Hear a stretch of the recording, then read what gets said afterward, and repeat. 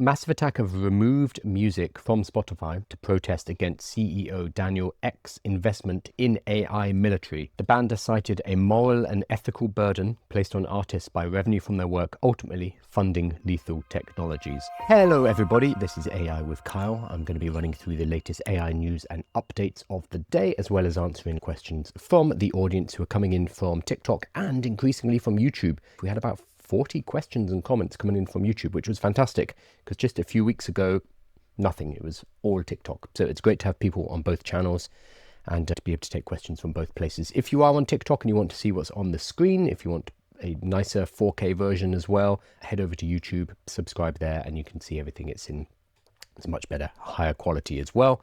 Or if TikTok's easier, stay there, does not matter. And all of these videos will be clipped, edited, and put onto YouTube. So make sure you're subscribed to see them, and they're put into a newsletter which comes out every single morning at 8 a.m.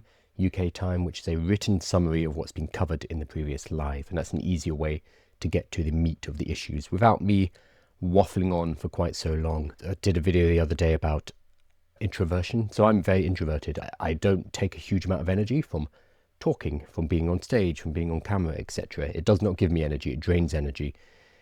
However, I'm still doing 2 hours of lives a day. Yesterday I did 3 hours of performing, and it is something that you can learn. And I did a video for the other introverts out there, basically saying, look, I know it's hard, I know it's not a comfortable thing to do, but it is a skill that can be learned. And I'm hoping from the comments on that video at least that some people are stepping up and getting in front of cameras, starting to share their expertise, because generally a lot of you introverts out there, a lot of us we have things to say, we're just not confident to do so. So I highly recommend hopping on a camera and starting to talk. This is a very good time to be doing so, to be creating content. Right, we are going to be talking about a number of things. So obviously Mark Zuckerberg's Meta RayBan disaster up on stage, and I'm going to talk about why I don't think it's as bad as everyone's making it out to be. We're also going to talk about Huawei, who are punching back hard with following on China's banning of Nvidia chips.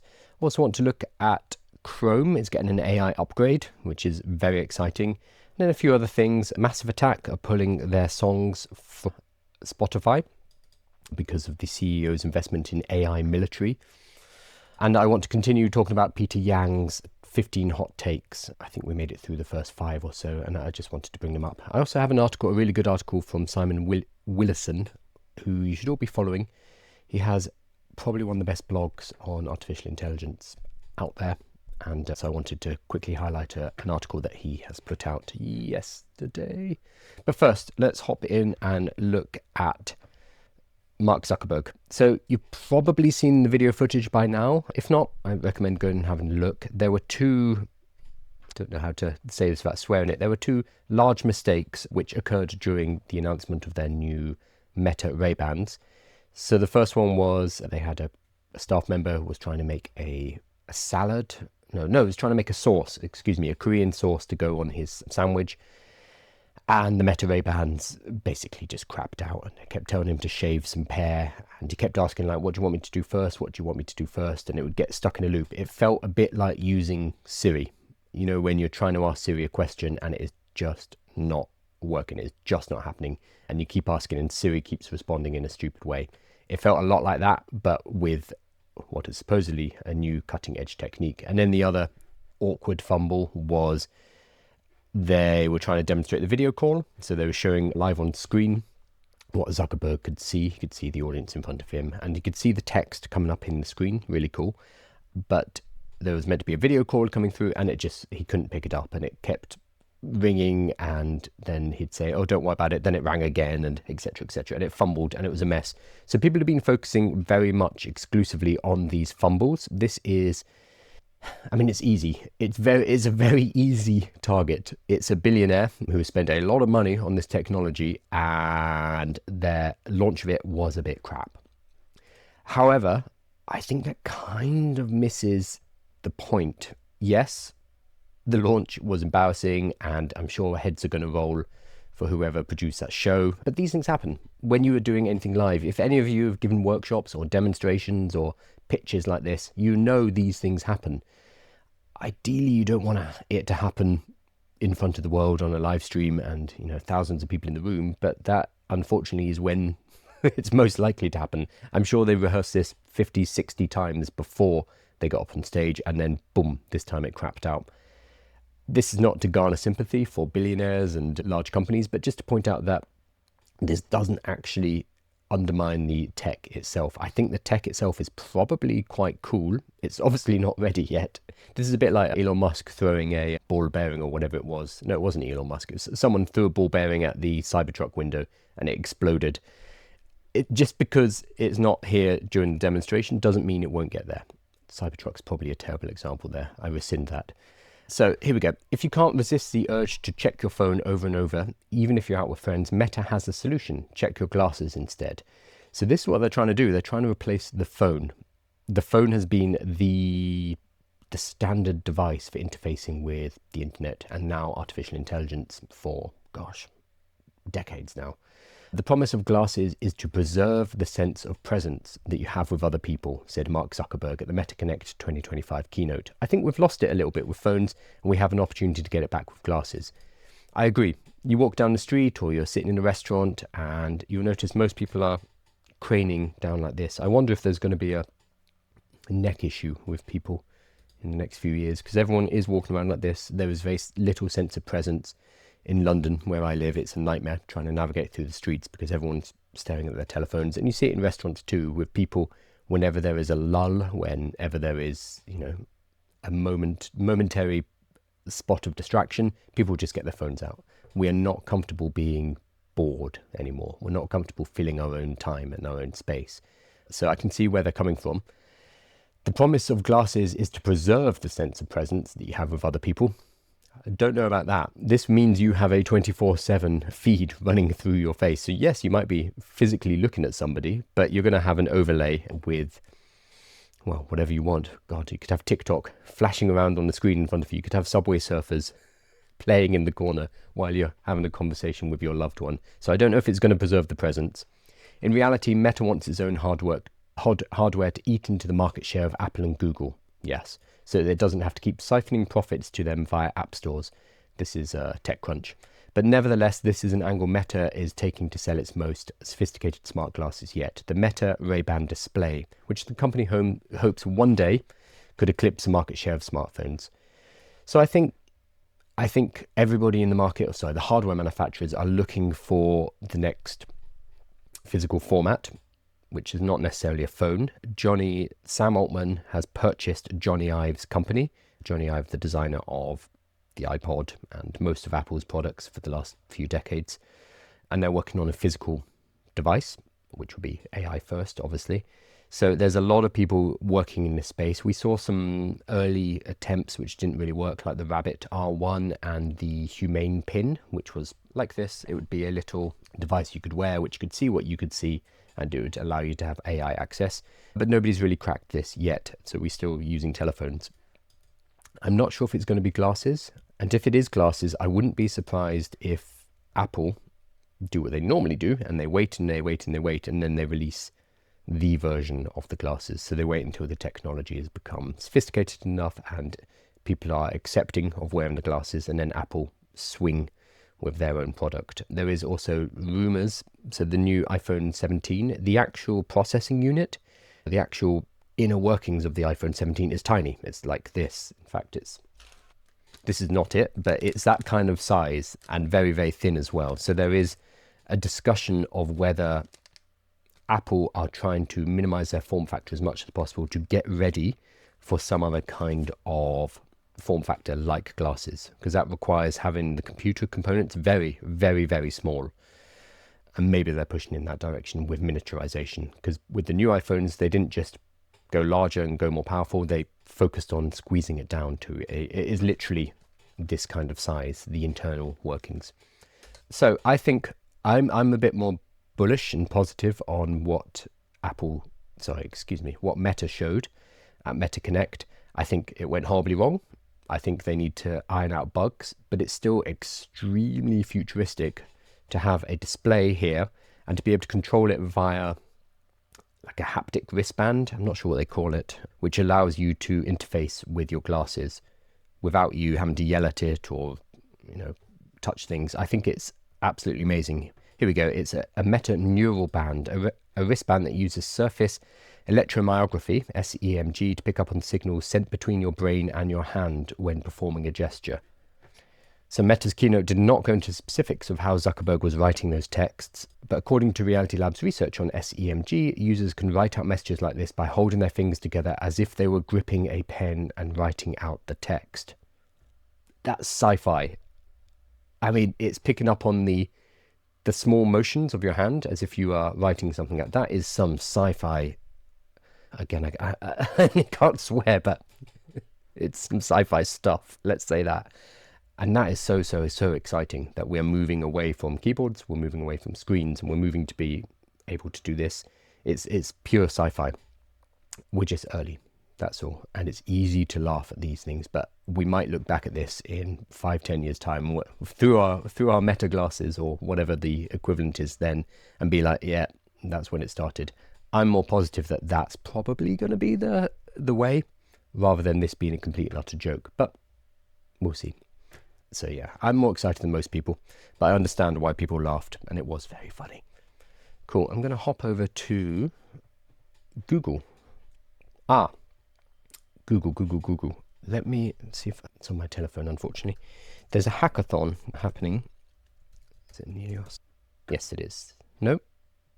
Public sector hackathon. They have too many hackathons. There is a hackathon. There it is.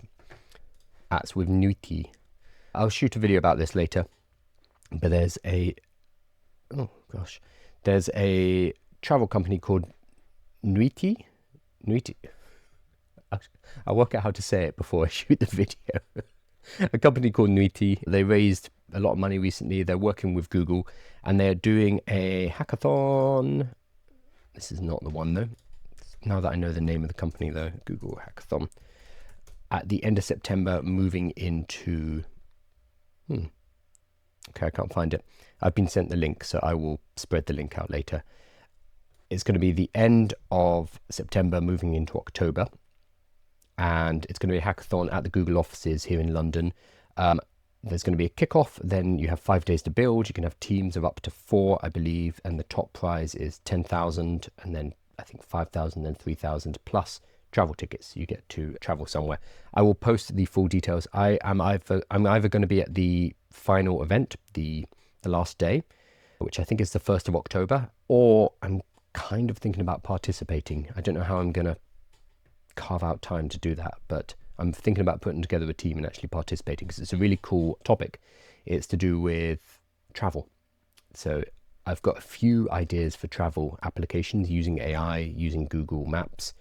I won't go into a huge amount of details, but things that I'd like to build, which would be really useful, because I personally use AI when I travel a lot to help me find the interesting things to go and see, and it is perfect for that. And I think there's some really cool products to be made in that space. So there is a hackathon. I will put a video up on my TikTok, and it will go to all the other channels later. So if you are interested in this hackathon, check there for details later today, and I'll post out a video, and I will be there personally, either on the final day, which is October the 1st, or for the whole thing. I have not quite decided. I only found out about it last night. So I wanted to talk about Google's AI. They're putting Gemini into Chrome.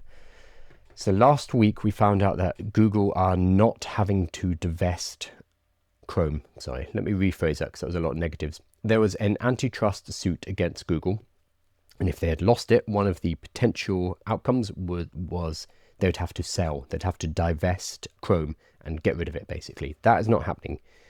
So it looks like they've got a bit more confidence in Chrome. They know they're going to be able to continue developing it. So they have now announced Gemini inside of Chrome. So they are turning Chrome into an AI browser. So in the same way that Perplexity have Comet, and that browser company has Deer, who now belongs to Atlassian, there are various companies moving into AI-powered browsers, which makes a lot of sense, because we spend a huge amount of time in our web browser. So if you can move your AI to the forefront of that, that puts you in a really good position. And Chrome is, I think Chrome has, it's like 2 trillion users? Not trillion, excuse me, billion. 3.5 billion users. So almost half the world uses Chrome. So by putting Gemini into it natively, they've already got Gemini in their actual Google results, but it will appear in the browser itself. Gemini becomes the de facto most used AI on Earth. So I don't know why they've waited this long. I suspect it's got something to do with the divestiture. You wouldn't want to launch this product and then find out, oh, you're not allowed to have Chrome anymore. So a week after being told you don't need to get rid of Chrome, they've said, okay, we're putting AI into Chrome. I'm not going to go through the video because it is, well, it's not a good experience on the live stream, plus it's a lot of corporate babble. But what I wanted to show you is actually using one of Google's other products, Google Notebook, which those of you who have used Notebook LM know how amazing it is.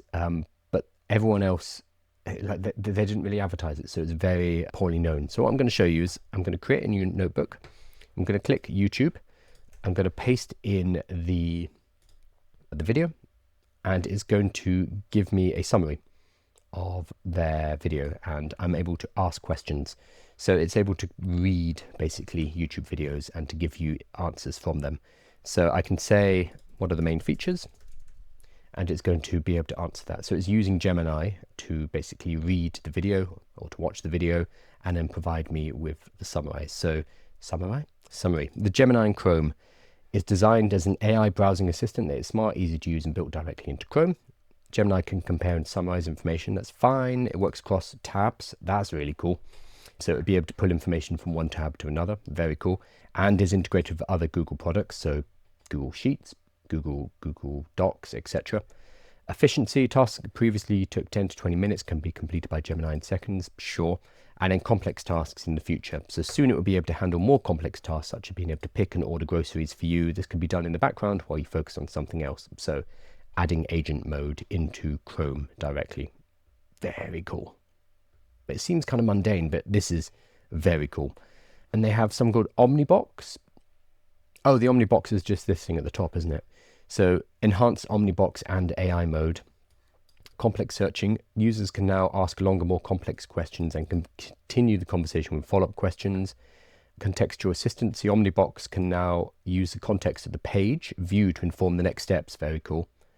Interface, answers and generated responses open up right alongside the page. So if you've used Comet by Perplexity, this is very similar.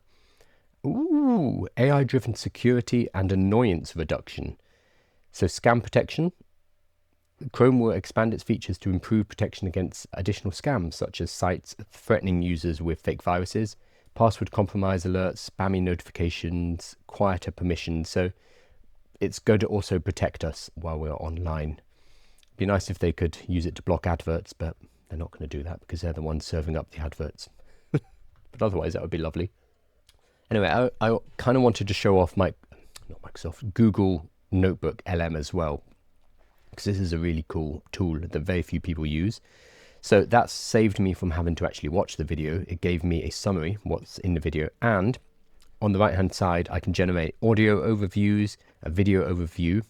That wouldn't make any sense here, but it's useful. Mind maps, reports, and flashcards. I can also get it to quiz me. So if you have let's say you're watching Andrej Karpathy's Introduction to Large Language Models, and that's a big, thick, 3.5 hour long video, fantastic video, you should watch it. But you could also throw that video into Notebook LM. You could then ask questions of the video. So if there's something that you don't understand, you can ask and Gemini will be able to answer. And you can also get a mind map of it. You can get flashcards. You can get lots of things. In fact, let's go ahead and do it. This is not just a Google demo. I genuinely want to show you Notebook because not enough people are using it. And as soon as people use it, they're like, oh, this is a game changer. I'm going to plug that in. So it's probably take a little bit longer because this is a 3.5 hour video. Nope, it is done. So what I can do here is I can click on, let's try a mind map, and I can make a mind map of that 3.5 hour video. And I can also get it to quiz me. You can also get an audio overview, which is basically an AI podcast which has two hosts talking to each other. I did it with some of my own work, which was very bizarre because they talk about me. They're like, and then Kyle went on to say, da, da, da, da, da. It's like, bit weird, but basically it allows you to learn in multiple modalities. Let's have a look at this. Well, that is rubbish. Okay, I'm going to say that is a bad content. It created a very bad mind map. What are you doing to what are you doing to me, Notebook LM? I'm here talking about how great you are, and you did a terrible mind map. Let's see, try the quiz out. Oh, I'd already done that. Anyway, this is mainly because I didn't want to watch that video live on stream, so I wanted to use Notebook LM. So here we go, quiz. In the pre-training stage of an LLM, what is the primary purpose of data processing step that involves removing URLs from domains associated with malware, spam, and adult content? And then it's multiple choice. So to remove all non-English websites from the training data to ensure the model is trained on high quality and diverse set of documents, to reduce the total size of the data set to make training faster, and to extract only the raw text and discard HTML markup. So that's one question. So this is going to be B, I think. That's right. This filtering step, that would have been embarrassing if I got that wrong. This filtering step is part of curating the dataset, and then it goes on to the next question. So it's created 10 questions. You can test your understanding of a particular video. Again, this is such a great example of you could use AI just to create a summary of the video and not watch the 3.5 hour long video, but then you rob yourself of learning. Instead, what you can do is use something like Notebook LM to provide quizzes and study notes, and you can talk to the video and you can deeper your learning. So it's up to you how you use AI. I want to do the quiz now.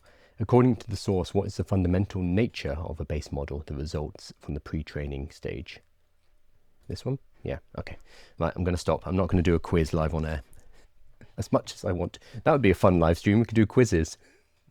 Ooh, that's so nerdy. We could do quizzes and have voting.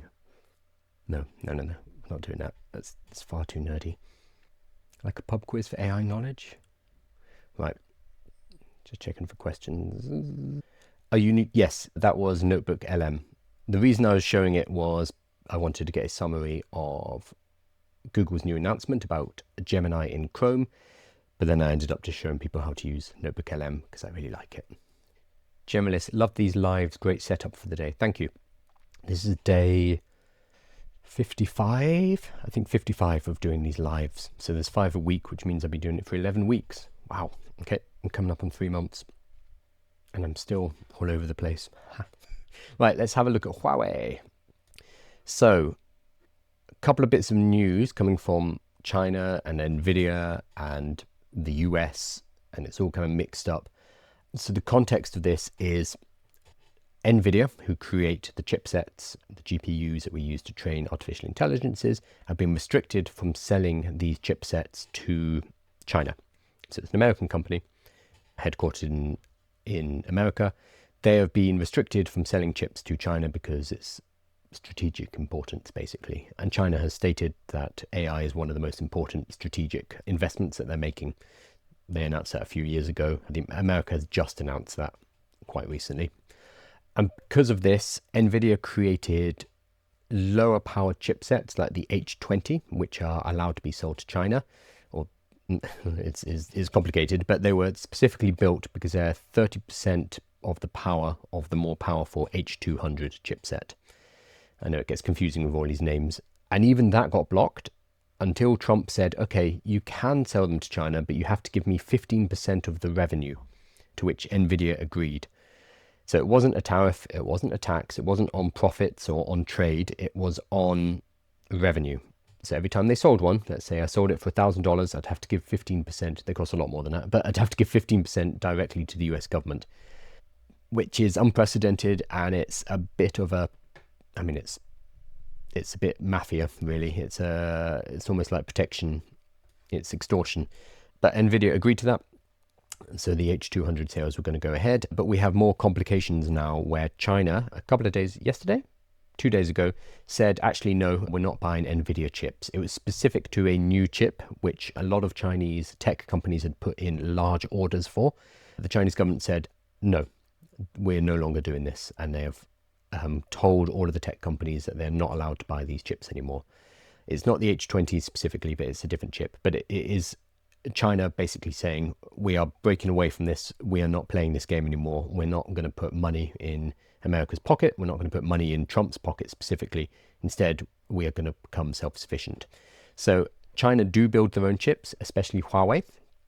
One of the big problems with their chips, though, is that they cannot link together. I don't want to get too technical here, but one of the main powers of the Nvidia chips is they have something called NVLink. Basically, it is a way for the chips to communicate to each other. So instead of having these GPUs running independently, they're all linked in this massive data center where they are all kind of talking to each other. And that allows for much faster processing and much faster training of models, and therefore better models. So Huawei have now unveiled a new AI infrastructure meant to help boost compute power and allow the company to better compete with rival chip maker Nvidia. At a keynote at its Huawei Connect conference on Thursday, the timing of this is spectacular.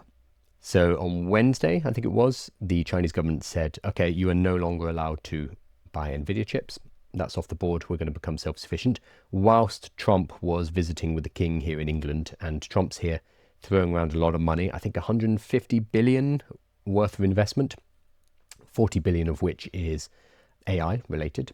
So he's over here showing the world that America is the leading artificial intelligence power, the leading investment power, the big dog. Whilst he was here at state dinners, meeting the king, etc., China dropped this news that now we're not buying Nvidia chips anymore, which is a huge step. Because Nvidia right now are the largest company on earth with a $4 trillion market capitalization. They're not just a small independent player; they are the largest company on earth.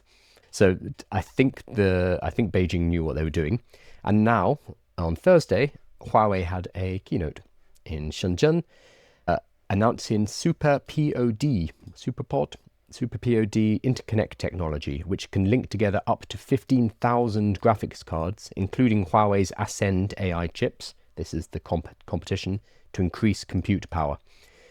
The tech seems to be a competitor to Nvidia's NVLink infrastructure.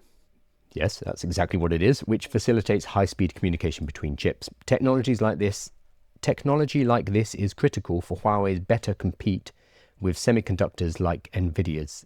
While Huawei's AI chips are less powerful than Nvidia's, being able to cluster them together will give its users access to more compute power, which is needed for training and scaling AI systems. This news comes just a day after China banned domestic tech companies from buying Nvidia's hardware, including Nvidia's RTX Pro 600D servers specifically designed for the market in China.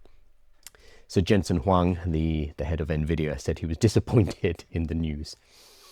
I think that's underplaying it a little bit. So yeah, China has banned the chips and they are promoting domestic production with Huawei. The chips at the moment are not as powerful as Nvidia's, and this is one of the reasons supposedly why DeepSeek have not released a new model. So DeepSeek R2, the successor to R1, was meant to be with us in May. Did not happen, and inside sources in China said that it's because the chips weren't good enough and they were using the Huawei's Ascend AI chips. So in China, they're going to be building better chipsets, obviously. They're going to keep making their chipsets better, and they now have this technology which is like NVLink to be able to cluster them together up to 15,000 graphics cards. So they are preparing to compete. Personally, I think competition is great. It pushes everyone forward. I'm sure this is scaring some people in America in particular. But yeah, we have another player in town. So it's not just Nvidia anymore. Give me one fantastic example of what ChatGPT can do. I mean, it's a broad question. It's like asking what can the internet do? An awful lot. So what can ChatGPT do? That's a very broad question. I'm just trying to think of a recent example. Oh, okay. Here's a recent example. So I have in the background, I'm teaching myself more about machine learning and the mathematics and how large language models work. I'm not a technical person. I've never purported to be. I cross the intersection between artificial intelligence and business and entrepreneurship and helping people to start businesses by using AI. So I don't have a PhD in computer science, etc. But I've been learning that stuff because I find it fascinating. I have a lot of resources. I have a lot of books. Too many. I like to go book shopping in foils and buy far too many books. So one thing I did 2 days ago was I took a photo of my bookshelf in the AI section in particular, and I said, look, can you help me with a learning plan here? Can you help me sequence these books and in which order I should be running through these books? And can you provide any additional YouTube videos or resources that I should be using to supplement these, plus maybe a project that I can work on at the same time? And then I asked, can you ask me clarifying questions? And it asked me about my goals, like what am I trying to do? Are you trying to become a machine learning specialist who's building models? And I was like, no, this is more for hobby, etc. And then it was able to sequence and build a study plan based on the resources I already had, so based on the books, and then fill in any gaps with, it actually pointed me in the direction of a Microsoft course that they've just released, which talked more about visual models, for example. So it was able to not just search information, which is what Google can do, but it was able to synthesize information based on my needs. So I told it what I wanted it to do based on existing resources. These, you probably see them there, these AI books, too many AI books, and based on online resources as well. And it's able to synthesize all of that together into a learning plan, into a curriculum. So that was a recent fantastic example for me, but I use this stuff every day. So increasingly these things don't seem as magical as they actually are. But I think we need to step back and think about 3 years ago when this technology was terrible, even 2 years ago when it was terrible. We become used to these things incredibly quickly, and then we start complaining when they don't work. But it's useful to take that perspective of, wait, no, hang on, 2 years ago we couldn't do this. This is basically magic. So I think, yeah, it's really helpful to think of those fantastic examples. So for me, that was one for me recently that was incredibly useful.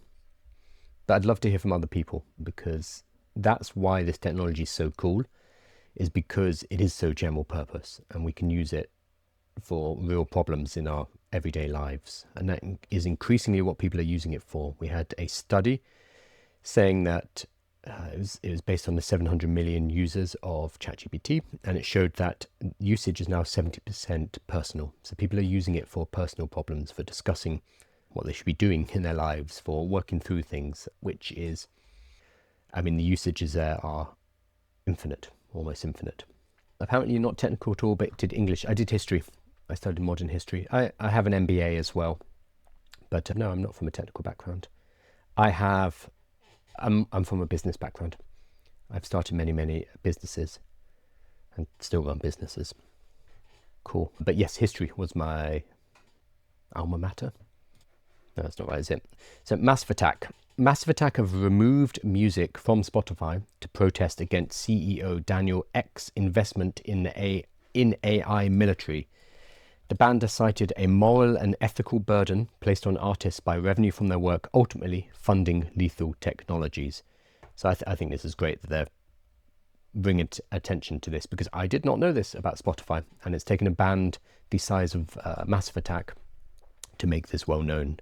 So Massive Attack have become the latest act, the first major label one, to pull their catalogue from Spotify in protest at founder Daniel Ek investing $600 million euros, in the military AI company Helsing. Okay, God, if you're gonna have a military AI company, why do you give it such like a hardcore, scary name? Normally they hide and they give these companies that cause mass destruction. Normally they give them very mundane names, but Helsing is hardcore. I guess it's from Van Helsing. In June, ex-venture capital firm Prima Materia led the defense tech firm's latest funding round. Helsing software uses AI technology to analyze sensor and weapon system data from battlefields to inform real-time military decisions. It also makes its own military drone, the HX2, and Ek, so the founder of Spotify, is also the chairman of Helsing. Woo! The band made the announcement at the same time that they signed up for a new initiative, No Music for Genocide, in which a group of more than 400 artists and labels are blocking their music from streaming services in Israel. So in a statement, the band said, unconnected to this initiative and in light of the reported significant investments by, $600 million, by its CEO in a company producing military munition drones and AI technology integrated into fighter aircrafts, Massive Attack have made a separate request to our label that our music be removed from the Spotify streaming services in all territories. In our view, the historic precedent of effective artist action during apartheid South Africa and the apartheid, war crimes and genocide now being committed by the State of Israel renders the No Music for Genocide campaign imperative. In a separate case of Spotify, the economic burden that has long been placed on artists is now compounded by a moral and ethical burden, whereby the hard-earned money of fans and creative endeavors of musicians ultimately funds lethal, dystopian technologies. Enough is more than enough. Another way is possible. A Spotify spokesperson said, Spotify and Helsing are two separate companies. Yeah, they're going to go into damage control mode. But it sounds like this Eck guy, he founded Spotify, and now he's chairman of, and he's invested 600 million euros into Helsing. So they might be separate companies, but they are very, very connected. Interestingly, I saw piracy is on the rise. So back when I was young, we used to pirate using, LimeWire and eMule and Napster. And then it moved to torrent technology, so Pirate Bay, for example. And then music piracy in particular died off because of streaming services like Spotify. And it meant that the time and effort required to pirate music wasn't worth it when you could just pay, I don't know, $10, $20 now a month for Spotify. People just kind of got lazy and they got used to just paying for the ease. Piracy is now on the rise. One, because the streaming services have cranked their prices up. They've done it, so Spotify, Netflix, etc. They've slowly put their prices up so that previously you'd pay for one streaming service and it'd be a lot less than paying for cable, for example, for cable television. Now, if you want all of the various streaming services, you end up paying more than what we used to pay for cable. So they have squeezed the consumer. And also, for reasons like this, people not agreeing with the company. So piracy is spiking. And there's a really interesting phenomenon in Gen Z where people are buying old MP3 players and they are pirating music and loading it onto old MP3 players instead of streaming it from Spotify. So using a single-use device again. I don't know how widespread that is, but I think it's a cool way to resist. So that is me. That's me promoting piracy, isn't it? That's fine. We'll live. I mean, if the money's been spent on military AI drones, then yeah, I'm okay promoting that. Awesome. So good job, Massive Attack, for bringing attention to this, because it looks like other bands were doing it before, but they didn't have the size of Massive Attack. Yeah, to your point, naming Palantir. So Palantir is, like, what does that name tell you? Nothing. Most defense and security companies use names like that, so they kind of fly under the radar. You don't call your company something like Helsing generally because it sounds too, well, scary. But Palantir is like, oh, that sounds fine. You wouldn't know what they do. Well, lots of people still don't know what Palantir do. It's very hard to work out what Palantir actually do, but it's, I think, up to no good is a fair assessment. Right, I'm going to jump over to, I started going through these yesterday. It's not really news, just a really cool piece that was put together by Peter Yang. Again, Peter has a YouTube channel and he also runs this blog called Behind the Craft by Peter Yang. It's creatoreconomy.so. He's also active on X, etc. You can find him if you want to see. But he's written these 15 hot takes on artificial intelligence. I'm finding myself agreeing with nearly every one of them. I'm not sure if that's because I have hot takes or because they're not that hot. Probably a bit of both. But I wanted to keep going through them because they're interesting talking points. So the next one is number 5. I think it's actually number 6 and his numbering's got messed up. Doesn't really matter. AI agents often aren't the right solution.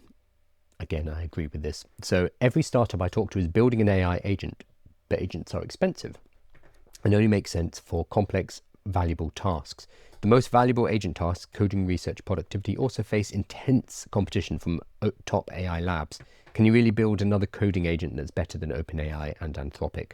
So he's built a lovely little flowchart, and this is very similar to something that I included in my AI automation accelerator, because we did, myself and Brand Knapp put together this accelerator, and one of the questions was, why are you teaching automation and not agents? And the answer to that is, well, you don't always need an agent. In fact, using an agent for a task adds a huge level of complexity, and more often than not, it will go wrong and it will make an absolute mess.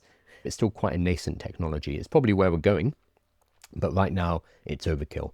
So instead, you need to look at the task you're trying to perform and match the tool to the task. So Peter has gone ahead and he's made a little flowchart. So Do you need AI? This is the first question. Really important because often you don't. So no, use a non-AI workflow. So if you're just moving data from one place to another, lots of people have started doing that with AI, and that's kind of a bad way to do it. You could do it using schema. You can use it, like you can use traditional code to move data around in a system. Using AI adds variability, adds randomness, and it actually makes it worse performing. So a lot of the time you don't need to use AI, you can use traditional code. If you do need to use AI, cool. Is the task complex? No, use an AI workflow. So you don't need to go ahead and build out a whole agent. You can just build an automation. So let's say an email arrives from a customer. That email causes a trigger. This could be in Zapier, this could be in N8N, this could be in make.com, this could be something you've built custom, doesn't matter. It triggers a set of events, and there's a few steps. Some of them might be AI, some of them might be non-AI, and then it spits out a result at the end. That's a workflow. That is not an agent. A lot of people confuse the two. I'm actually going to talk about the difference in a minute using a different article, but lots of companies right now are just sticking the name agent or using the word agentic when all they've done is actually build a workflow. So whenever you see people like selling those N8N templates on social media, most of the time that's a workflow. Nothing wrong with a workflow. They're often better for simpler tasks, but they're not agents. So if your task is not complex, use a workflow. Use an automation sequence. You do not need an agent. Okay, if the task is complex, and we move to the next level, is your task valuable?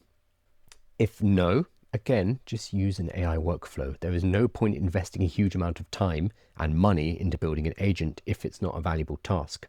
I would probably nudge this one up above complexity, honestly, because if it's not valuable, you probably shouldn't be doing it. Okay, but if the task is valuable, yes. We'll move to the next stage. High success rate and low cost of error. So I use a quadrant for this when I'm working with companies where we want to find tasks that, when successful, they save a lot of time, they save a lot of money, and when not successful, they don't do much damage. So a good example is you probably wouldn't automate using AI your annual report that gets sent to your investors, because if something goes wrong with that report, there is a huge risk to your company. Well, at very least, you're going to look stupid. But worse than that, there could be legal and financial liabilities and problems caused by that. So if the task failing can have a huge impact on your business, you probably don't want to give it to AI. Interestingly, Gartner, the advisory firm, analyst and advisory firm, they just put out a report about the top AI coding tools, and they got it totally wrong. Like, there is a chart which shows the top tools, and I think it's got GitHub Copilot as one of the top ones, which is nonsense. It doesn't have Claude Code on the tool on there at all. It has like an Amazon tool, which I don't think exists or doesn't do what they say it does. They just messed it up. So somebody made such a huge error. I don't know whether they used AI for this, but that makes Gartner look like absolute idiots, and somebody's going to lose their job because they published it, they went wide with it, and that's damaging to the company. So if there's anything that can damage the company because of the error, you probably don't want to use an agent, and you probably don't want to use AI. So do you need AI? Yes. Is the task complex? Yes. Is the task valuable? Yes. Is there a high success rate and a low cost of error? Yes. Then you can use an AI agent. So once you've gone through all of these different decisions, then you can start to look at agents. But until then, there are other ways to do it. You can simplify the task, you can use a workflow, or you can use no AI. So I thought that was a really useful table. It's something I've talked about before, but he's put it in a much better format. I need to up my graphic design so I can create stuff like this. Cool. So I'm going to keep dipping into this article. I linked it in my newsletter. I'll link it again tomorrow so you can go and check it out yourself. Let me check question. Okay, I don't think we've got anything. No. Cool. I'm going to go over to the world's ugliest website. Sorry, Simon.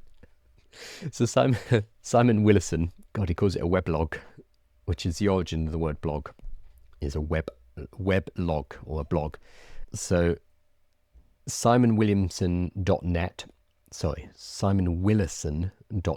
is probably one of the best resources for kind of high-level thinking about artificial intelligence. Incredibly smart guy, and he writes this weblog. Almost the fact that the site is so basic and ugly is it's kind of flexing because he's just so knowledgeable and he can write so well. So I highly recommend you check out this blog. I wanted to highlight this particular article, which came out, I think, yesterday, where he's talking about agents, because there is a lot of confusion about what an agent is. That confusion is perpetuated by marketing. Lots of companies want to call their AI tools or their AI workflows agents when they are not. So there's a huge amount of confusion in public about what an agent is, and that means lots of things get overblown, lots of things get oversold. This is all possible because there is not an agreed upon definition of agent. So Simon Willison is tackling this, and he says, I think agent may finally have a widely enough agreed upon definition to be useful jargon now. So I've noticed something interesting over the past few weeks. I've started using the word agent in conversations where I don't feel the need to then define it, roll my eyes, or wrap it in scare quotes. So you might see me do this a lot, where I'm like, agent. We're getting to the point where we might not need to do that because we're starting to land on a definition as people who discuss artificial intelligence. Simon says, this is a big piece of personal character development for me. Moving forward, when I talk about agents, I'm going to use this. So here's the definition. An LLM agent runs tools in a loop to achieve a goal. So in a loop is the important thing here. So an LLM agent runs tools in a loop to achieve a goal.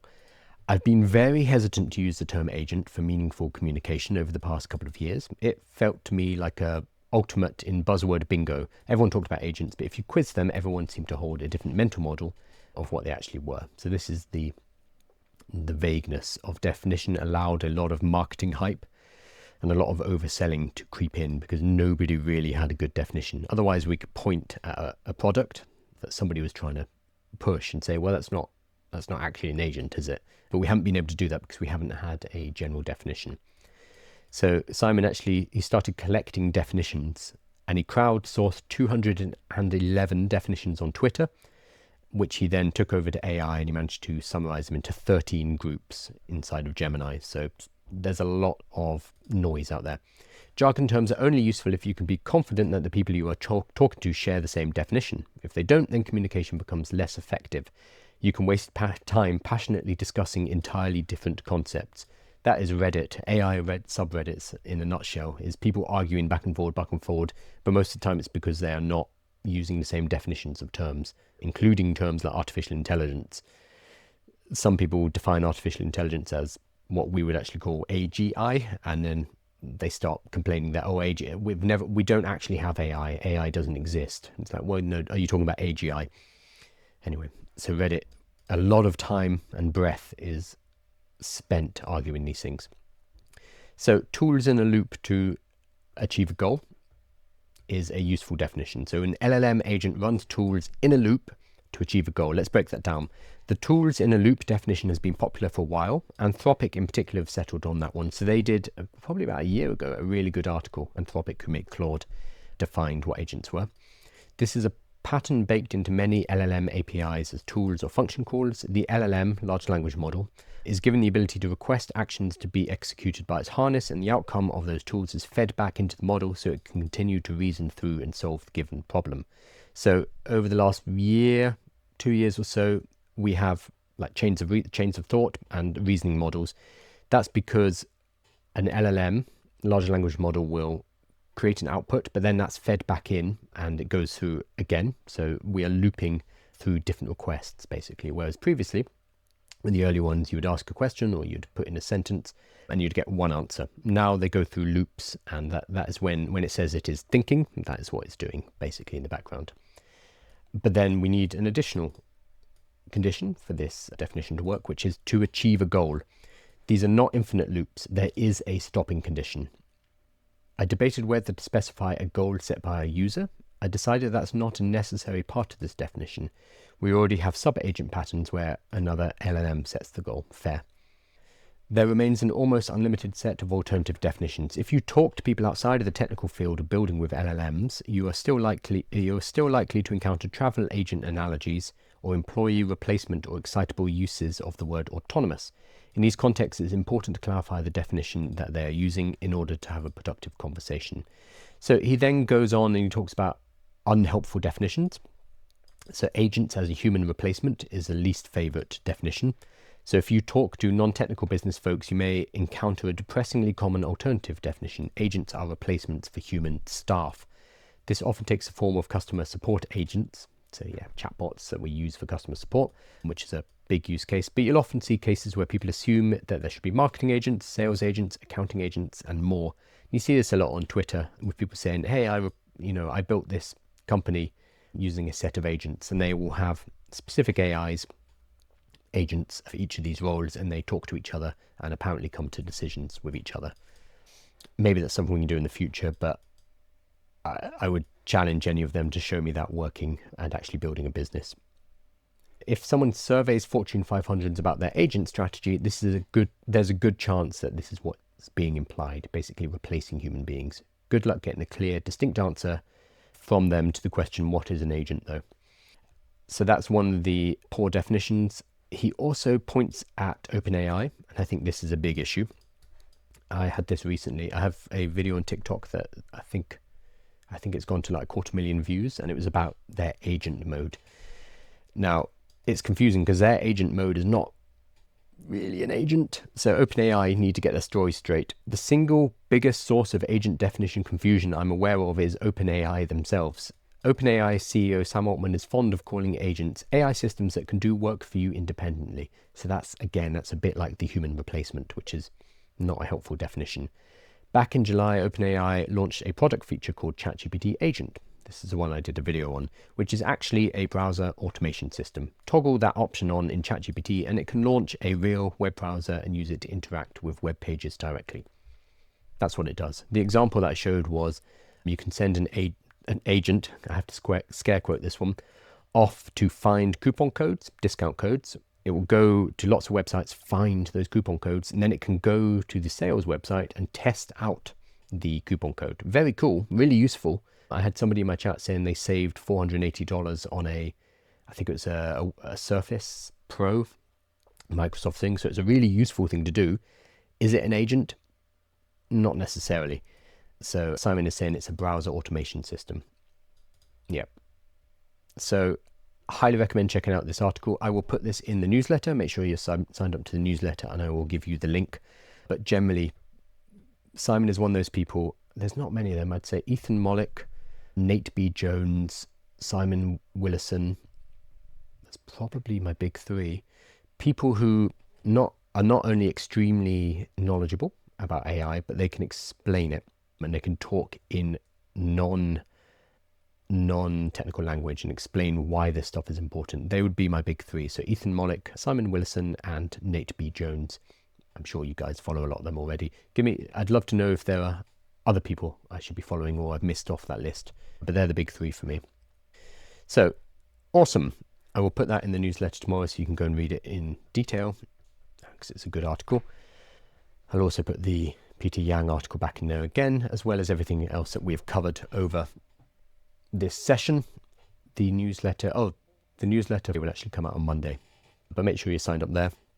Also subscribe on YouTube, please and thank you. We are growing extremely fast now, which I'm excited about. We are at, what are we at? Nearly at 5,000. So 4,724. So we're gaining a couple of hundred subscribers a day. Really, really, really cool. As I've mentioned before in the other lives, YouTube is a slog where you get absolutely nothing for months and months and months. I'm about to hit this is the 55th live. So I've been doing this for 11 weeks. So it's nearly 3 months. Doing this every single day, editing it, getting it out onto YouTube. And it's taken 3 months before it suddenly hockey sticked. So if you are creating content, hell, if you're doing anything that is hard, if you're writing a book, if you're building a business, if you're creating content, doesn't matter what it is, realize that these things always take longer than you think.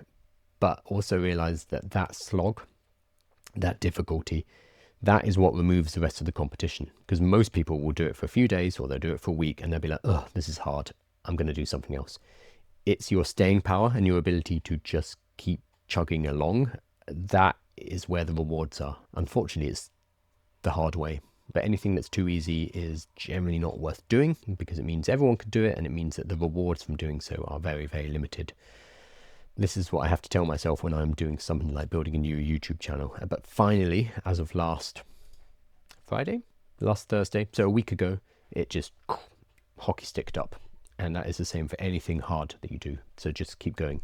If you are feeling that right now in one of your projects, just keep going. Awesome. Congrats on the YouTube growth. Your hard work's paying off. Yeah, thankfully. It is hard when you're putting in a lot of hard work and you don't see any results, because the assumption is, no, this is not working, I should be doing something else. But then you end up like flip-flopping and never sticking to any one strategy, and therefore it won't work. And I see this so many times with people with business ideas, for example. They'll launch a business idea, they're working it for a month or two, they don't get any traction, they're like, oh, it's terrible, and then they will change to something else. So they're not giving it enough time to breathe. It happens so often, because we like to have instant feedback, basically. Awesome. So I'm going to finish this one up and hop over to my other live, which is going to be building in public. We're building an application. We're going from an idea to a launch within 30 days. That's the plan. Today is day 15, so we are halfway through. Should be ready for a beta launch very shortly. I have started to complicate it and add more features, which I told myself I would not do, but we're nearly there. So I'll see you on that live stream. Thank you, everybody. Make sure you're subscribed on YouTube. Make sure you are subscribed for the newsletter as well. It's all free. Thanks, everyone.